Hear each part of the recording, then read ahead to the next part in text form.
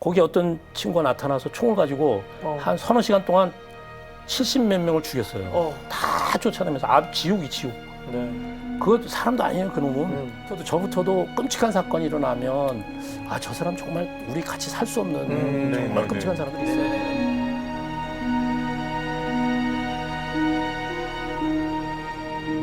지난주 목요일이었는데요. 네. 대심판정에서 한국천주교 주교회의 정의평화위원회 사형제도 폐지 소위원회가 사형제를 규정한 헌법 제41조 제1호 등은 위헌이라면서 제기한 헌법소원 사건의 공개 변론이 진행됐었는데요. 아마 뉴스를 관심 있게 보신 분도 계시겠지만 또 이렇게 잘 모르는 분들도 그럼요. 계실 것 같아서 네네, 맞습니다.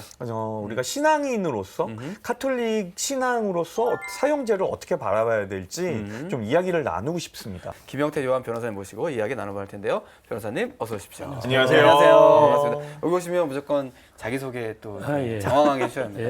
예, 부탁드리겠습니다. 지금 말씀하신 대로 이제 주교회의 산하에 네. 사형 폐지 소위원회가 있고요. 그게 이제 정의평화위원회 산하고 또 세계적으로는 그 공식 기구에서 사형 폐지를 그 기구로 둔 나라가 우리나라밖에 없어요.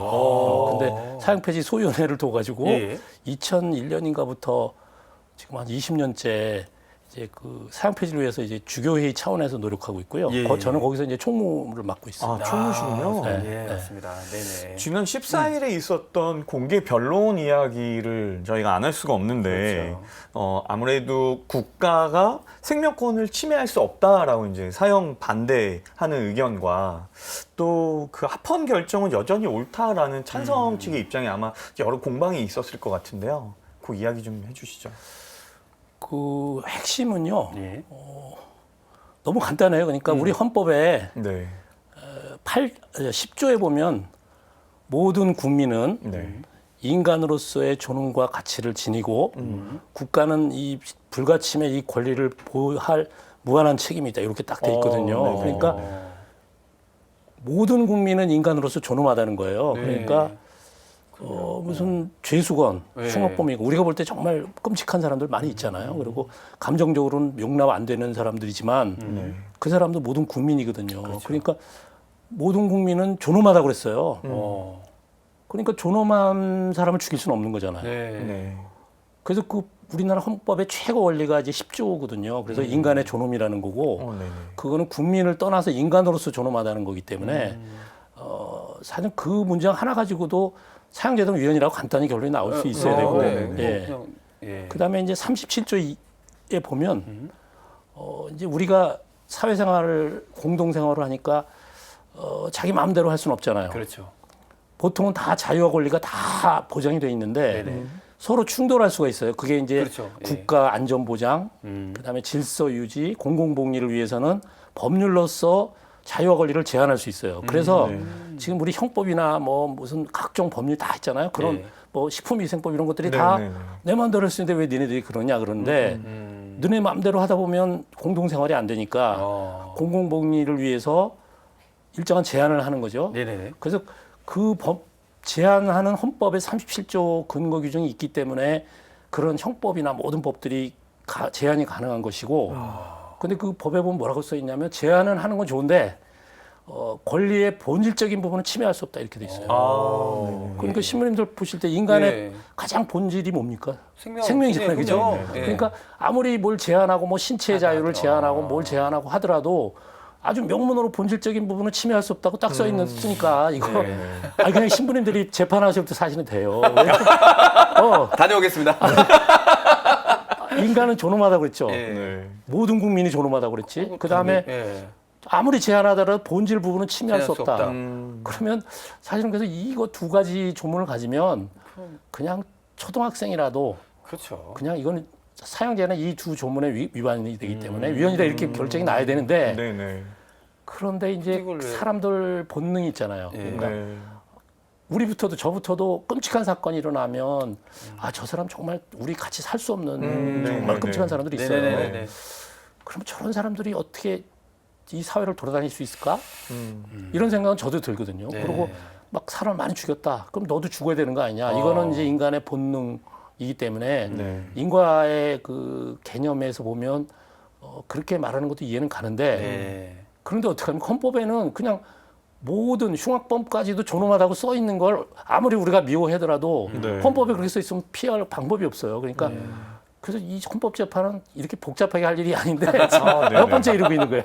아니, 근데 합헌 결정이 그러니까. 옳다라고 주장하는 측의 입장은 뭔 거예요? 그러니까 그분들은 예. 이 흉악범들은 죽여야 되는 게 그 응모의 관념에 맞다. 그건 뭐 맞는 말이긴 해요. 근데 네. 그러면 꼭 죽여야 되느냐? 옛날엔 꼭 죽였어요. 그런데 이 물명이 발달하면서 이제 안 죽이는 쪽으로 가거든요. 네. 그러면 다른 대안이 있느냐? 그렇죠. 이제 그 문제가 나오고 그러면 그쪽에서 뭐라고 그러냐면 사형제도가 있어야지 사람들이 무서워서 살인을 안 한다. 네. 그러니까 그걸 일반 예방 효과라고 하는데 일반 예방 효과가 있다. 그 살인이라는 그 사형이라는 제도 자체가 벌써 겁을 주기 때문에 살인 못한다 이런 건데 세계적으로 보면 지금 유엔에서 2번이나 조사했는데 관계없다. 사형제도가 있든 없든. 예, 그다음에 예. 미국에서도 여러 차례 수십 년 동안 연구했는데 관계없다. 그리고 이번 헌법재판에서도 네. 헌법재판소가 그 법경제학을 전공하는 서울대 교수를 한테 그걸 시켰어요. 네. 조사해봐라. 예. 전문가로서의 그걸 네. 조사를. 그랬더니 이분이 세 개가 다 조사하고 현재까지로서는 관계가 없다. 그러니까 우리 흔히 생각할 때는 사형제도가 있으면 무서워서 못할 거다 이렇게 예. 생각하는데 수많은 나라에 뭐 여러 가지 조사해봐도 관계가 없더라. 뭐 더 늘어날지 안 늘어날지. 그거는 쉽게 말하면 이런 게 있어요. 그러니까 살인이라는 게 이제 갑자기 화가 나서 죽이는 경우가 많잖아요. 네. 이성을 격정범. 예. 네. 그 사람들은 그때 죽일 때 머릿속에 그렇죠. 사형제도가 있는지 없는지 그렇죠. 아무 생각 없어요. 예. 그냥 네. 하얘져가지고 그냥 죽이고 정반대는 어떤 사람이 있을까요? 사이코패스. 그거는 이제 아까 말한 그 격정범에서 그러니까. 치밀하게. 침 그렇죠. 예. 모살 그러니까 네. 계획을 철저하게 해서 예. 나는 절대로 걸리지 않을 것이다. 그래서 오히려 증거 더. 다 숨기고 철저하게 준비해가지고 알리바이 만들고 그런 사람들은 자기가 사형제를 피할 수 있을 거라고 생각하기 때문에 자신감이 더 있군요. 그래서 우발적으로 죽이든 계획적으로 죽이든 사형제도는 직접 관련을 영향을 미치지 못한다라는 게 현재까지 결과예요. 그래서 그 사람들은 계속 이게 협박을 할 수 있다는 건데 실증적 효과가 없어요. 제가 또 얘기를 쭉 들어보니까 그러면은 이번 내용을 토대로 심리를 이어간 뒤에 그다음에 선고 기일을 잡아서 이제 위헌 여부를 판단하게 된다고 들었는데 어떤 결론을 그럼 예상하십니까? 제가 들었을 때는 이거는 그냥 그런 것 같은데. 그러니까 96년에는 네. 사형을 시켜야 된다가 7 헌법재판관 중에서 그다음에 안 된다가 둘, 7대2로 압도적으로 그냥 깨졌어요 우리가. 예. 근데 2010년에는 5대4. 그래서 사형 폐지가 사형이 유지돼야 된다가 5, 안 된다가 4인데 이 5 중에 2사람은 국회에서 해결해야 된다. 그래서 사실상은 폐지 쪽에 가까운 사람이었는데 아슬아슬하게 하여튼 5대4였고요. 네네. 이번에 이제 세 번째인데 청문회 때 헌법재판관들 이제 얘기하잖아요. 자기 소신을. 네네. 근데 그 사형 폐지해야 된다는 사람들이 뭐 확실하게 얘기한 사람이 한 4분 정도 되고 그다음에 좀 이쪽에 폐지 쪽에 기울은 거 아닐까 하는 사람들이 뭐 1분 내지 2분 이렇게 하면 6명이 빡 차거든요. 네. 그럼 확실하게 반대하는 분이 한 2분? 그럼 그러니까 두 분도 모르는. 한두 분이 왔다 갔다 하는 분이 있어요. 그러니까 모르죠. 결과는 몰라요. 그 1997년 12월 30일에 사형수 23명에 대한 마지막 집행이 있었고요. 네. 우리나라에서 25년 가까이 지금 사형 집행이 지금 안 되고 있기 때문에 실질적인 사형 폐지 국가라고 이제 우리가 알고 있는데요. 사형제 폐지가 이렇게 법적으로 이루어져야 되는 이유에 대해서도 좀 궁금합니다. 첫째는 이제 이게 헌법에 위반된다는 거고요. 저희 이렇게 얘기 다니면 많은 신자 교우분들이 나쁜 놈 죽여야지 다 그래요. 그리고 사실 우리 옛날 전통 교회 교리는 일정 부분 아주 흉악범들은 이렇게 사형을 시켜서 사회를 안정시켜야 된다라는 그런 전제가 있었어요. 오랫동안. 산성 피라. 굉장히 오랫동안 그랬는데 해가지고는. 근데 교리가 확실하게 바뀌었어요. 근데 그걸 모르시는 분이 많아가지고 자기 개인의 그냥 신조로서 교리인 것처럼 이거 나쁜 놈 죽여야 된다고 하는 교인들이 많은데 그 2267항에 보면 옛날엔 그랬다. 근데 지금은 꼭 죽여야지만 하지 않고 교정을 시키고 또 영원 그 대체형 벌 있잖아요. 네. 종신형을 네. 통해서 사회를 방어할 수 있다. 그래서 정확하게 이제 프란치스코 교황이 뭐라고 말씀하셨냐면 이 사람을 죽이는 거는 복음에 비추면 인간의 존엄 그리고 개인에 대한 어떤 불가침 이 두 가지에 대한 모욕이다. 아주 명확하게 말씀하셨어요. 아무리 나쁜 사람이라도 그 사람을 죽이는 거는 인간에 대한 존엄에 대한 모욕이다. 그렇기 때문에 이건 도저히 용납할 수 없다는 표현을 썼어요, 교리에서. 그리고 우리 교인, 전체는, 전 세계는 이 폐지를 위해서 단호하게 폐지를 위해서 노력해야 된다. 이렇게 의무가 부과돼 있어요. 그래서 사실은 교리상 복음에 비추어서 아무리 나쁜 놈이라도 일단 존엄하다. 사실 교리상 하느님의 자녀이고 임하고다 뭐 신부님들 앞에서 제가 뭐 주름 잡는 것 같은 미안하긴 한데 아닙니다. 모든 인간이 예. 하나님의 모상이라고 하잖아요. 예. 그러니까 모든 인간은 아무리 나쁘고 그래도 그 본바탕은 하나님의 모상, 하나님을 닮은 그래서 하나님의 자녀라는 거기 때문에 착한 일한 사람만 하나님의 자녀가 아니잖아요. 나쁜 사람도 하나님의 자녀고 하나님의 모상이고 그래서 우리 교리상 이미 그렇게 선언이 돼 있고 저 우리 이웃 종교 불교에도 가면 모든 사람이 부처님인데 네. 그걸 알기만 하면 너가 부처다. 너가 부처인 걸 왜 네가 모르느냐. 그래서 저는 그날 헌재에서 그랬어요. 이 우리 카톨릭 교리에 나오는 기독교 교리에 나오는 이마고다이 모든 사람이 인간의 하나님의 모상이고 모든 사람이 부처라는 거를 우리 헌법 10조가 모든 국민은 존엄하다고 선언한 거다. 그럼 헌법장관 당신들이 아무리 개인적으로는 그 사람 밉고 죽이고 싶어도 헌법에 흉악범도 존엄하다고 써 있는데 당신 마음대로 그렇게 이건 판단할 자격이 없어. 당신들은 그냥 확인만 하면 돼.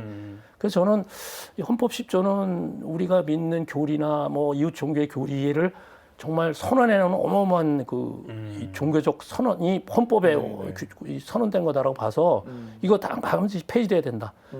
그다음 몇 가지 뭐 오판 가능성 뭐 이런 거 몇 가지 쭉 있죠. 네네네.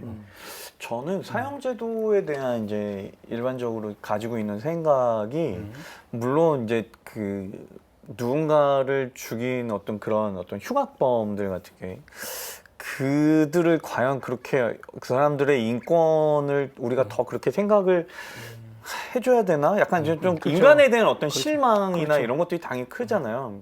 근데 그렇다 그래서 사형제로 그 사람을 그냥 그 사형을 시키는 것이 어떻게 보면 가장 우리가 생각하는 문제는 그대로 두고 그냥 가장 편안하게 뭔가를 해결하려고 하는 길이 아닌가라는 생각이 드는 거예요. 그렇습니다. 그래서 그 토론에서도 헌법 헌재에서의 논점도 네.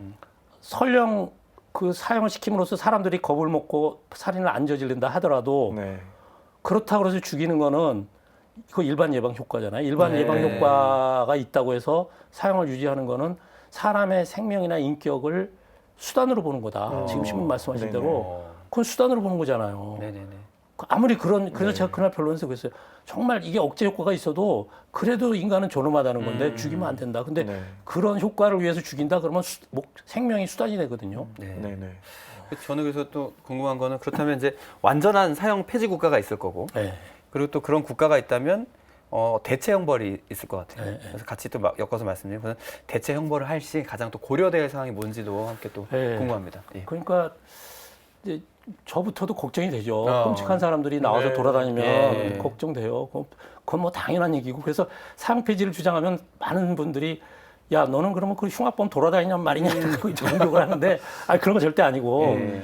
사회 방위를 위해서는 종신형을 하자 이게 이제 대안이고요. 네네네. 종신형이라는 거는 지금 무기징역은 얼마 살면 이제 가석방 감형이 되거든요. 그래서 나오는 분들이 있어요. 근데 네. 다르군요. 종신형은 죽을 때까지 살라는 거거든요. 그래서 그걸 절대적 종신형은 가석방이나 감형 없는 거, 그건 죽을 예. 때까지 사는 거.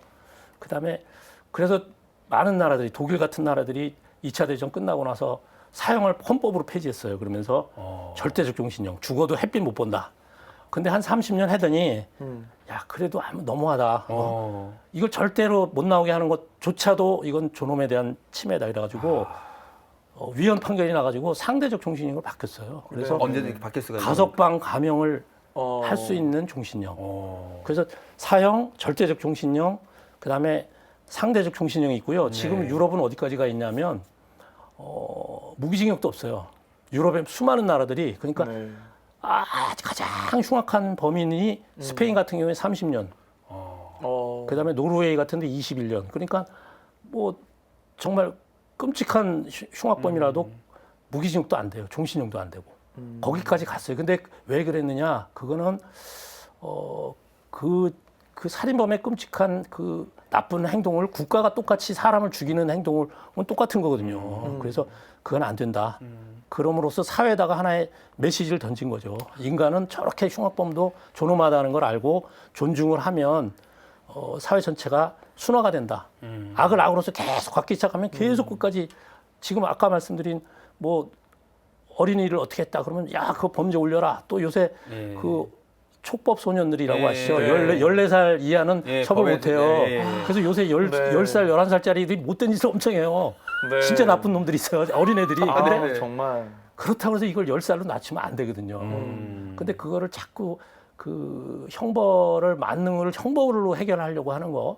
왜냐하면 애들이 그렇게 되는 건 사회 전체의 책임이 무지하게 많거든요. 네. 그러니까 그건 사회가 져야 될 책임 부분을 감당을 안 하고 자꾸 그냥 한 개인에게 맞습니다. 돌려버리니까 네, 그거는 그런 것 국가 같습니다. 책임은 방기하면서 그 개인만 꼬맹이들까지 이제 10살짜리도 갖다가 맞아요. 감옥에 넣으라는 거는 그냥 어떻게 보면 우리 사회가 구조적으로 안고 있는 모두가 감당해야 되는 몫이고 네. 그리고 사실은 그런 어떤 흉악범죄들이 일어나는 물론 그걸 다 모든 사회 구조 탓만 할 수 없죠. 가난한 그렇죠. 뭐 어려운 환경에서 태어난 사람이 모두가 다 범죄자가 되는 건 아니니까.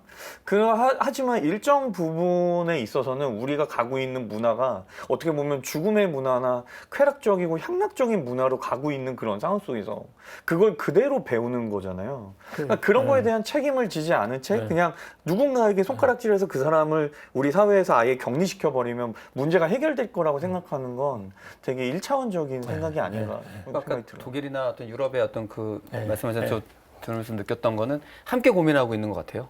그걸 만약에 그냥 사형제를 딱 해버리면은 끝날 문제들을 어떻게 더 종신형에서 더 감형할 것이냐, 네. 존엄을 인정할 것이냐 하면서 같이 고민하는 모습들이 비춰져가지고 상당히 좀 복음적이다라는 생각. 자, 그리고 또 사형제 폐지가 또 돼야 되는 이유 중에 하나는 오심에 대한 문제가 네. 또 있잖아요. 그래서 어떤 그런 실제적인 사례들 또 그런 아 것 제가 좀- 겪은 게 이제 예. 치과 의사 모녀 살인 사건이라고 좀 됐죠. 시간은 됐는데 예. 오제이 심슨 사건에 비유됐는데 어. 의사가 부인인 치과 의사와 어린 딸을 죽여서 네. 욕조에다가 물에 둥둥 띄우고 불을 질렀다 아파트에. 그래갖고 1심에서 사형 받았어요. 전 그때 보고 야 저런 나쁜 놈이나 저놈 죽어야 돼. 저도 네. 저놈 사형시켜야 돼 이런 생각을 했어요. 근데 항소심 2심에 올라갔을 때 저희 천주교인권에 찾아왔어요. 그 예. 누나가. 그래서 교우가 찾아와서 이제 여러 가지 테스트하고 그런데 이 친구가 자기한테 불리한 얘기도 술술술술 하고 그래서 아 정말 이거 아니다라는 확신을 가지고 그다음에 진범이 누군지도 저희 나름대로 이제 짐작이 가요. 확실하게. 근데 그 친구를 재판하는 동안에 없어졌어요. 자기가 이제 알리바이가 우리가 불러서 막 공격을 했거든, 알리바이. 그러니까 알리바이가 제대로 안 나와. 근데 경찰이나 검사 입장에서는 요 의사가 남편이 범인이니까 이 사람은 다 봐줘야 되거든. 근데 우리가 불러서 계속 충원했어요. 사라졌었어요. 없어졌어요. 요새 모르겠어요. 어떻게 했는지. 공소시효 아마 지났겠죠. 근데 1심에서 사형, 2심에서 저희가 맡아서 무죄. 근데 대법원에 가서 또 파기됐으니까 사형이죠. 그래서 고등법원에 다시 내려가지고 또 무죄 났어요. 그리고 대법원에 가서 무죄. 그러니까 사형, 무죄, 네. 사형, 무죄, 무죄. 어. 그러니까 5개 우리나라의 그 잘난 판사 재판부들이 다 결론이 쫙 갈라지잖아요. 천당과 지옥이에요. 사형과 무죄는. 그 이게 오심, 누군가는 오심일 거 아니에요. 그렇죠. 제가 2심에서 무죄 받고 대법원에 올라갔는데 사형 선고가 돼갖고 내가 너무 끔찍해가지고 구치소에 면회 가가지고 그 친구 보고 그랬어요. 내 옷 입고 너 나가라. 너 사형 당하면 안 된다.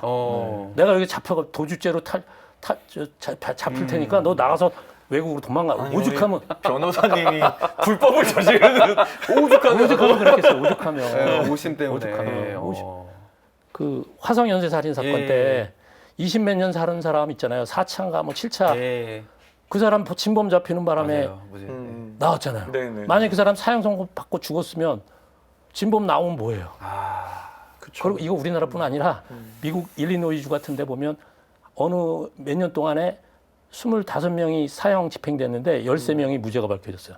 그럼 나중에 어떻게 해요?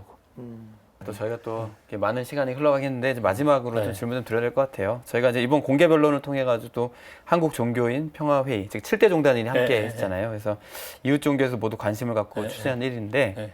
종교계가 함께 사형제 폐지에 관심을 가져야 할 가장 큰 이유는 뭐라고 생각하십니까?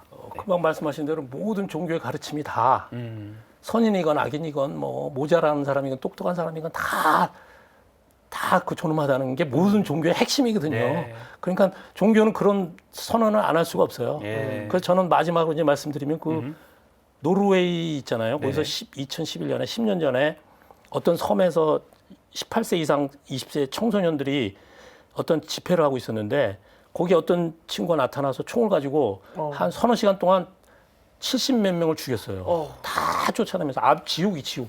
네. 그것도 사람도 아니에요, 그놈은. 그랬는데 그거를 아까 노르웨이가 제가 최고형이 몇 년이에요? 21년. 예. 기억력도 없어요. 그 사람 21년밖에 안 받았어. 만약 우리나라 같으면 어떻게 했어요? 아마 나라가 망했을걸요. 21년 선고하면 그 판사는 그냥 계란 아웃되고. 계란 세례 받았을지 모르고. 그런데 그때 총리가 나와서 뭐라고 그랬냐면 자, 저 사람은 저렇게 끔찍한 증오로 우리를 이렇게 정말 구렁텅이에 빠뜨렸지만 우리가 똑같이 저 사람의 증오로 맞설 수는 없다. 우리는 그보다 그 관용 그리고 더 많은 민주주의 이런 걸 통해서 저 증오를 우리가 이겨내야 된다. 이건 무슨 강론이에요, 강론. 이거는 악의 정말 고리를 종교인이나 끊어버리네. 할 수 있는 얘기인 것 같아요. 그래서 그게 전 세계적으로 굉장히 감동을 줬고요. 노르웨이 사람들 다 거기에 승복했어요. 그래서 21년형으로 지금 살고 있는데 그 나쁜 놈이 그 오슬로 대학교의 그 방통대학 같이 거기도 다녀요 지금. 그리고 컴퓨터가 망가지면 고쳐달라고 막 어필하고 그거 다 들어줘요. 왜 그러겠어요? 그 죽일 놈이고 교화 안 되는 놈이지만 그것도 존엄하다는 거예요. 그리고 그걸 꼭 같은 사람을 죽이는 걸로 해결하면 안 된다. 이건 영원히. 그런 메시지이기 때문에 전 세계가 지금 110개 나라가 이미 폐지했기 때문에 우리나라 네. 지금 10대국이라고 그러잖아요. 네. 사형에 있어서는 매우 후진국이에요. 110개가 벌써 폐지했는데 그건 왜 폐지했느냐? 그건 우리가 존엄을 향해서 나가는 그만큼 앞선 나라라는 거죠. 오늘 이렇게 예, 변호사님하고 좋은 말씀을 나눴는데 전 마지막이 너무 좋은 게 그러게요. 악을 악으로 갚지 말라라는 어떻게 보면 증오를 증오로 갚지 말자라는 그 이야기가 마음이 되게 많이 와닿네요. 네. 이렇게 해서 또 첫 번째 중세 살롱에서는 사형제 폐지를 애쓰시는 또 주교회의 정의평화위원회 사형제도 폐지 소위원회 폐지위원회 총무 총무. 김영태 요한 변호사님 모시고 되게 길어요. 앞에가 너무 너무 길어서 너무 말씀 너무 감사드리고 저에게도 좋은 시간 그리고 또 사형제도 폐지에 대한 이해를 네. 더 깊게 할 수 있는 좋은 시간이었습니다. 예, 불러주셔서 감사합니다. 너무 감사합니다. 감사합니다. 네, 좋습니다.